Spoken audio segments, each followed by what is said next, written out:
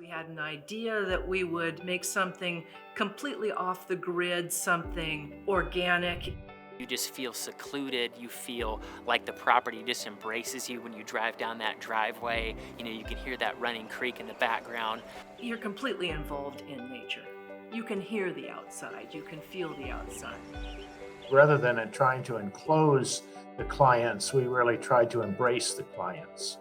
And so it looks out, it tries to gather the best of what it can see in its surroundings. It looks out into the natural vegetation. Working with art makes you want to express beauty, and he makes you think that anything is possible.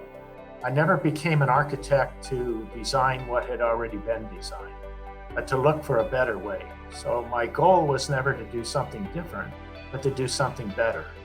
And I guess in today's world, anything different is better.